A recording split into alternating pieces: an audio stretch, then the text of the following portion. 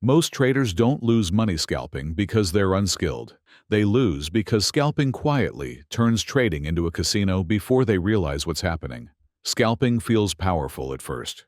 You're in and out quickly, you're active, you feel sharp, focused, involved. There's always another setup, another move, another chance to make something happen. Compared to waiting hours for a trade, this feels like real trading. And early on, it often works. Small wins stack up. The win rate looks impressive. Losses feel contained. You tell yourself this suits your personality. Fast decisions. No overthinking. No patience required. Just skill and execution. That's why scalping is so dangerous. It doesn't fail loudly. It fails quietly. It rewards activity before it demands discipline. It gives you just enough success to build confidence, but not enough structure to protect you when emotions take over. Every click feels controlled. Every trade feels intentional. But beneath that feeling of control, something else is happening. The speed leaves no room to slow down. No space to reflect. No buffer between impulse and action. Wins trigger urgency. Losses trigger immediate reaction. You're not managing trades anymore. You're responding to stimulation. This is where the comparison to a casino stops being dramatic and starts being accurate. Casinos don't beat people by forcing bad decisions.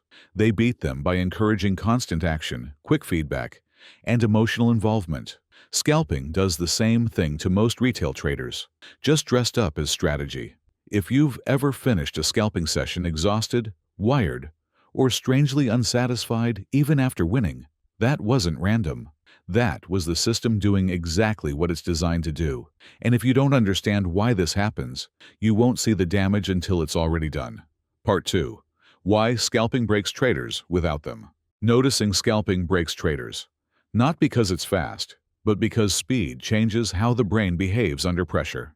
Decisions happen before emotions can settle. There's no time to process a loss properly. No space to detach from a win. Everything compresses. Thought, feeling, and action collapse into a single moment. And when that happens, reaction quietly replaces execution. Every trade delivers instant feedback. Win or loss, up or down, right or wrong. That constant feedback loop feels productive, but it slowly rewires behavior.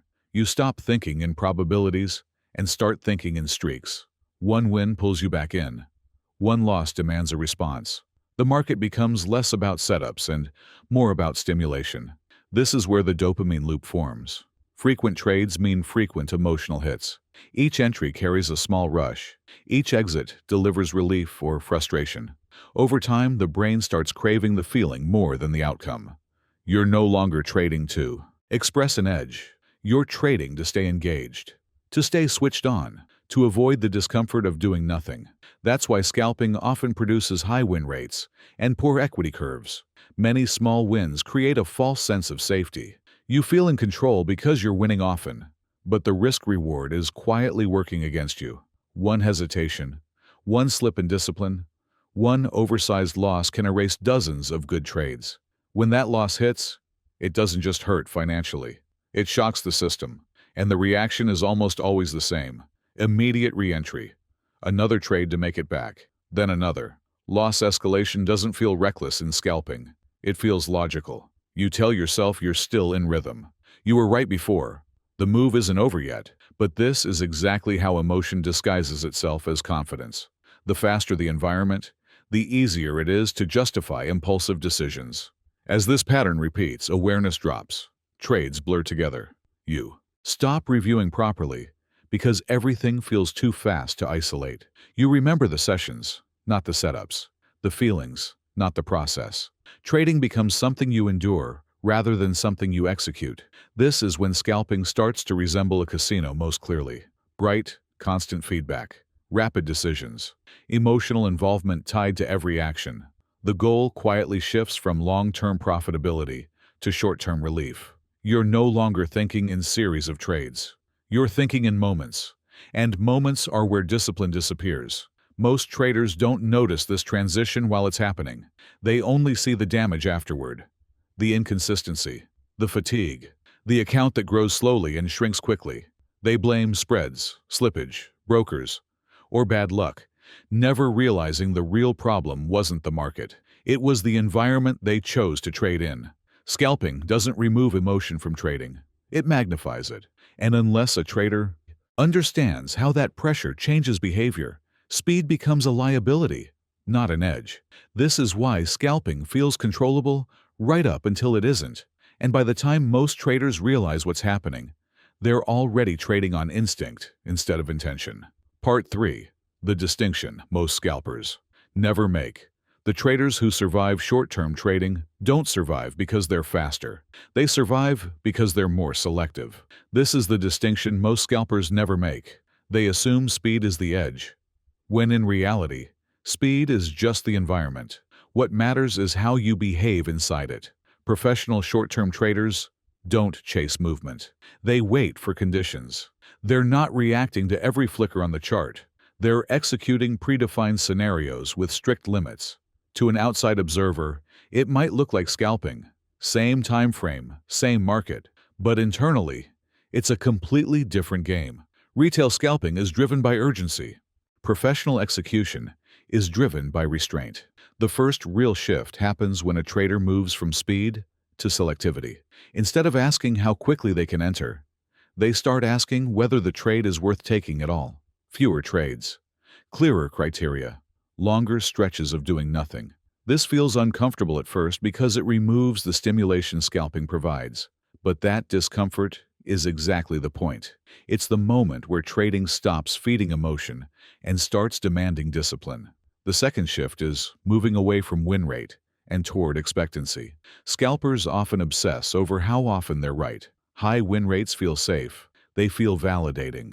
But expectancy doesn't care how often you win.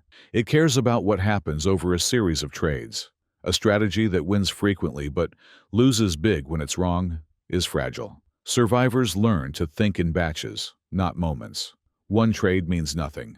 10 trades mean little. What matters is whether the edge plays out over time without emotional interference. The third shift is recognizing emotional bandwidth. Every trader has a limit to how many decisions they can make before quality drops.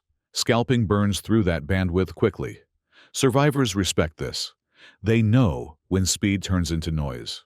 They step away before fatigue becomes impulsive action. They don't try to push through mental exhaustion because they understand that tired trading always leaks discipline. As these shifts take hold, the emotional tone changes. Urgency fades. The need to be involved constantly disappears. Losses still happen, but they don't trigger immediate response. Wins still feel good, but they don't demand repetition. Trading becomes quieter, more deliberate, less consuming. This is where the casino comparison starts to fall apart, but only for those who make these shifts. The flashing lights lose their pull. The constant action loses its appeal. What remains is a slower, more intentional form of engagement where every trade has a reason to exist. Most scalpers never reach this point. They stay locked in reaction mode, mistaking activity for skill and stimulation for edge. The few who do make it through don't look impressive from the outside. They trade less. They wait more. They leave money on the table without regret. And that's the tell. When a trader no longer feels the urge to participate in every move, when they're comfortable watching price run without them, when restraint feels stronger than action, that's when scalping stops behaving like a casino and starts behaving like a business. Part 4. The choice between speed and control. By the time traders reach this point, the difference is no longer technical. It's identity.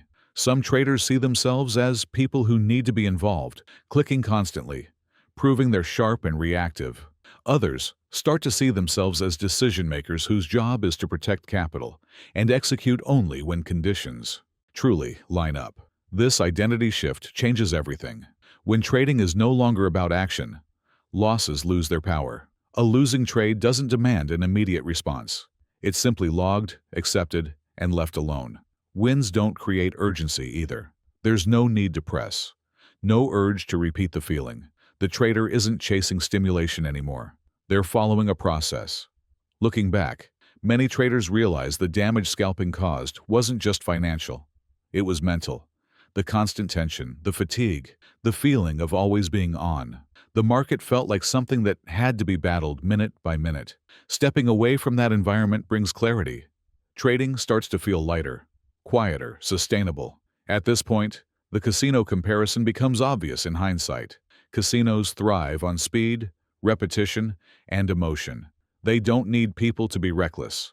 They just need them to stay engaged. Scalping does the same thing to traders who haven't built restraint into their approach. The edge isn't mathematical, it's psychological. Every trader eventually faces a fork in the road. One path is speed without control. More trades, more stimulation, more emotional wear. The other path is restraint, fewer decisions, clearer intent, a pace that allows discipline to exist. Neither path is forced. The market doesn't care which one you choose. Fast trades don't create fast progress. Control does.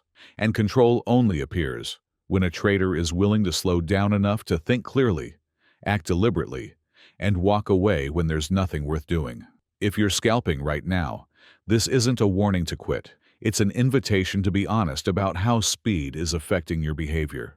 Because the moment trading starts to feel like a casino, the odds quietly stop being in your favor. Keep following the channel as we share more insights, trading stories, and trading motivation tips in future videos.